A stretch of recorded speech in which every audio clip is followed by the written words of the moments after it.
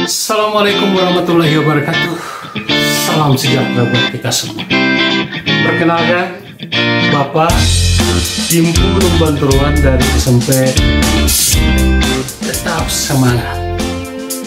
Mari kita belajar melalui channel YouTube Dinas Pendidikan Kota Depok dengan semangat bintang, belajar, inovatif, terampil, menenangkan. Selalu ikuti protokol kesehatan dengan prinsip 2I 3M. Iman, imun, memakai masker, mencuci tangan, dan menjaga jarak. Ya baiklah, sekarang kita akan membahas tentang teori kemagnetan bumi. Bumi merupakan sebuah magnet yang besar yang memiliki kutub utara dan kutub selatan. Dan bumi memiliki medan magnet. Medan magnet bumi dapat digunakan sebagai navigasi global, baik untuk transportasi udara, transportasi laut, transportasi darat, dan juga untuk migrasi makhluk hidup seperti burung dan hewan-hewan laut seperti ikan paus, penyu yang bisa mengarungi lautan yang jaraknya bermil-mil. Untuk lebih jelasnya, mari saksikan tayangan slide berikut. Ya baiklah, sekarang kita akan membahas tentang teori kemagnetan bumi. Hal-hal yang perlu diperhatikan tentang teori kemagnetan bumi adalah sebagai berikut. Yang pertama, bumi dipandang sebagai sebuah magnet batang yang besar yang membujur dari utara ke selatan bumi. Yang kedua, magnet bumi memiliki dua kutub, yaitu kutub utara dan kutub selatan. Yang ketiga, kutub utara magnet bumi terletak di sekitar kutub selatan bumi. Kalimat ini harus dipahami ya. Bumi sebagai magnet ya. Kutub utara magnet bumi ya. Kutub utara magnet bumi terletak di sekitar kutub selatan bumi. Kenapa ada kata di sekitar? Karena kutub utara bumi tidak berimpit persis dengan kutub selatan bumi. Jadi ada penyimpangan sedikit. Nanti kita pelajari penyimpangan tersebut. Yang keempat, kutub selatan magnet bumi terletak di sekitar kutub utara bumi. Agar lebih jelas, perhatikan gambar berikut. Ini arah utara, ini selatan ya. Ini kutub utara bumi, ini kutub utara bumi. Di sini juga letaknya kutub selatan magnet bumi. Ini. Jadi kutub utara bumi letaknya di kutub selatan magnet bumi. Ini gambarnya ya. Lihat, jarum kompas ini tidak persis berimpit dengan kutub utara bumi ya. Ini yang Bapak tadi bilang ada kata di sekitar. Di sekitar berarti tidak persis berimpit. Penyimpangan ini, ada penyimpangan di sini. Ini lihat nih. Ini yang disebut nanti sudut inklinasi. Sudut inklinasi nanti akan kita bahas ya. Sedangkan di sini ini kutub utara magnet bumi. Ini kutub utara magnet bumi terletak di kutub selatan bumi. Jadi ini garis gaya magnetik dari bumi. Ini garis gaya magnetiknya. Dan ini yang disebut dengan medan magnet bumi. Ya, baik. Jadi kalau kompas ya selalu dia menunjukkan arah utara bumi. Kenapa demikian? Karena kutub utara bumi terletak di kutub selatan magnet bumi. Jadi utara bumi dengan selatan kan tarik menarik. Jadi dia mencari pasangan masing-masing ya. Itu sebabnya kalau kompas digantung bebas, dia akan menunjuk arah utara bumi. Ya baik, ini yang Bapak bilang tadi sudut deklinasi. Jadi penimpangan ini disebut sudut deklinasi. Ini jarum kompas, ini garis lurus arah utara bumi. Karena tidak berimpit, sudut inilah yang disebut sudut deklinasi.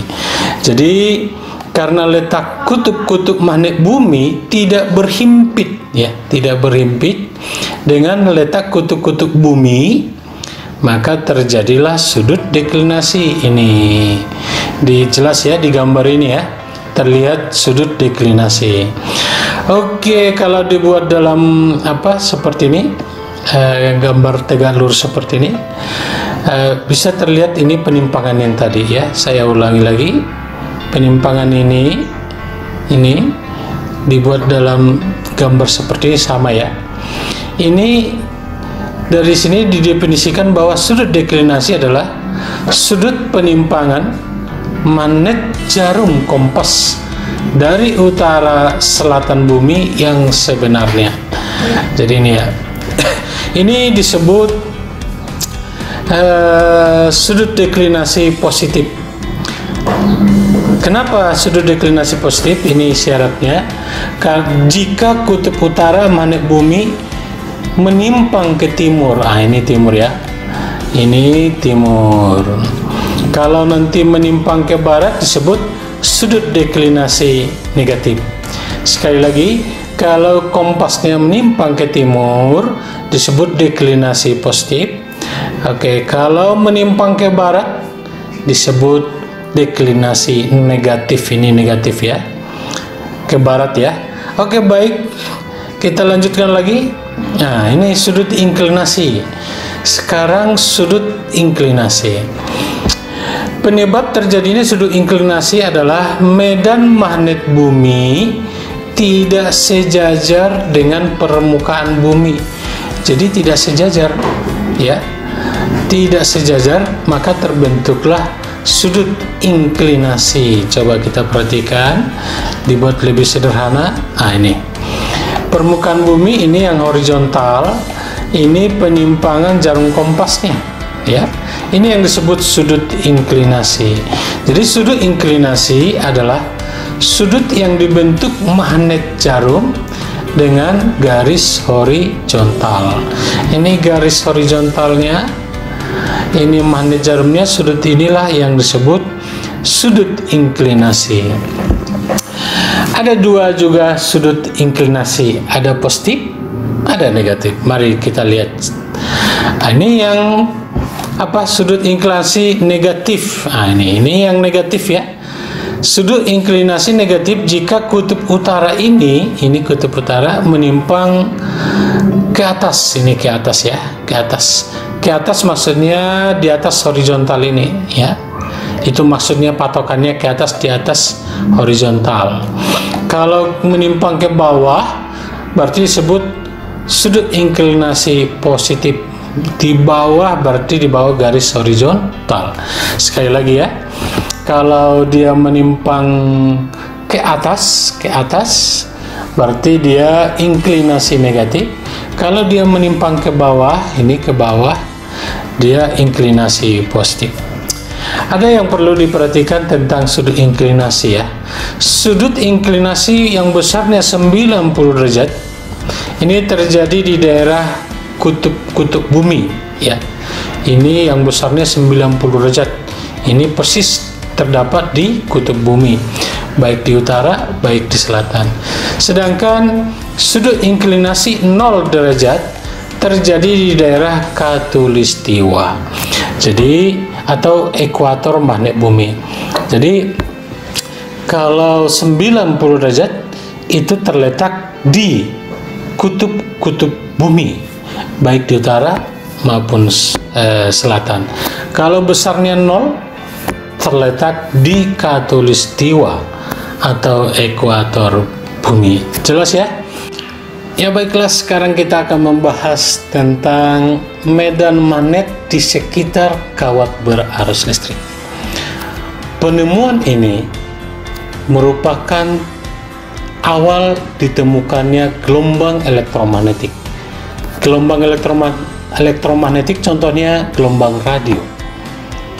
Tanpa teori ini, mungkin gelombang radio tidak akan ditemukan dan pasti tidak kita nikmati sampai saat ini.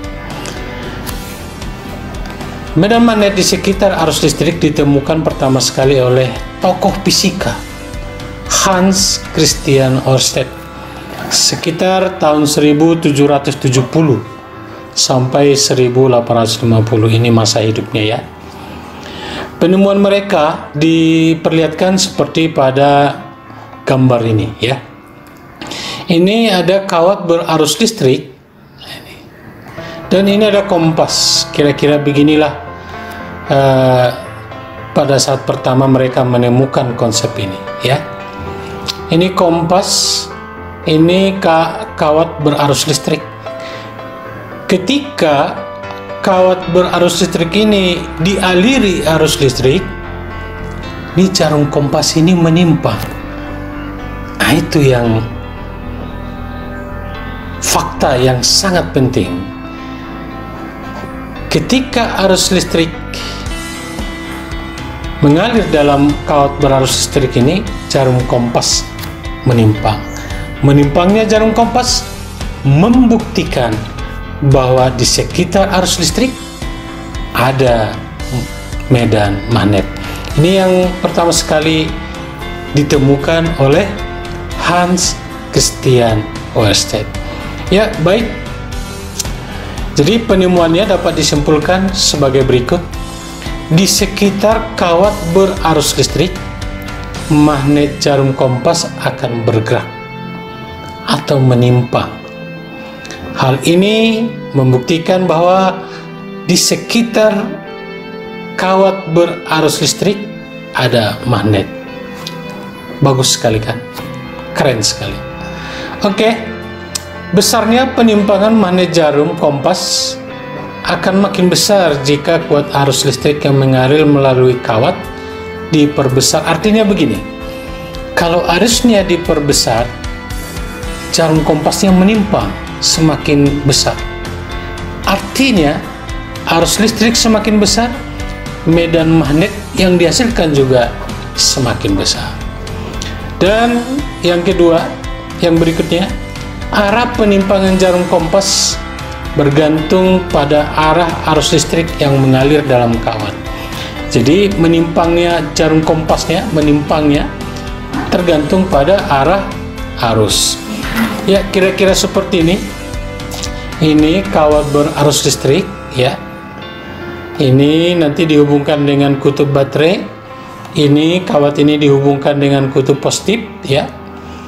Nah, ini jarum kompasnya menimpang, ini tanda menimpangnya. Ketika ada arus listrik yang mengalir, menimpang ya, ini menimpang ke sini. Ini yang disebut di sekitar arus listrik ada medan magnet. Nah, ini supaya lebih jelas, ini gambar apa, sketsa ya. Ini jarum kompas, ini baterai, ini kawat berarus listrik. Lihat nih. Ketika arusnya mengalir, ini seperti ini, kawatnya menimpang seperti ini, ya. Lalu kalau arah arusnya dibalik ya, arahnya seperti ini. Jadi berbeda arahnya ya, berbeda. Oke, jadi itu yang tadi kesimpulan yang ketiga, arah menimpangnya arah jarum kompas dipengaruhi oleh arah arus. Ini gambar atau sketsa yang memperlihatkan, ini tanda panah ini memperlihatkan arah medan magnet ya, arah medan magnet. Ini cara menentukan arah medan magnet dengan cara menggenggam. Arah putaran inilah yang menjadi arah putaran 4 jari ini ya, ini yang menjadi arah medan magnet, sementara ibu jari ini arah arus. Jadi kalau arah arusnya ke atas, berarti arah putaran medan magnetnya seperti ini, sesuai dengan gambar ya. Oke, kalau arah arusnya ke bawah, berarti medan magnetnya seperti ini putarannya ya. Jadi gampang bisa diperhatikan ya, seperti ini. Kalau arah arusnya ke atas, seperti ini. Kalau mendatar, seperti ini putarannya, atau seperti ini. Jadi tergantung arah arus. Ini digunakan cara menggunakannya dengan kaidah tangan kanan. Jelas ya? Jadi gampang kok. Kamu seperti menggenggam ya, menggenggam sebuah kawat, sehingga arah putaran ini adalah arah medan magnet, sementara arah ibu jari ini adalah arah arus. Oke, inilah seperti yang Bapak bilang di awal, dasar ditemukannya gelombang elektromagnetik.